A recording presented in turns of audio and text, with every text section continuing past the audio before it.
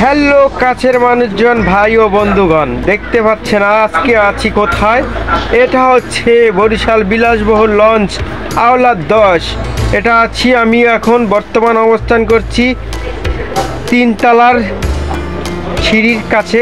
কাজ দিয়ে ঘেঁষে গেছে কেবিন, ভিআইপি কেবিন যেটাকে বলে, সেইখান দিয়ে যাব কোথায় দেখতে পাচ্ছেন। কেবিন বয়রা এখান দিয়ে খাবার দিচ্ছে। আমি কেবিন বয়দেরকে পাশ কাটিয়ে চলে যাব পিছনের দিকে। পিছনের দিকে গেলে দেখতে পাবেন আপনারা, যে দেখতে থাকেন, সঙ্গে থাকেন, কি দেখাবো আজকে আপনাদেরকে।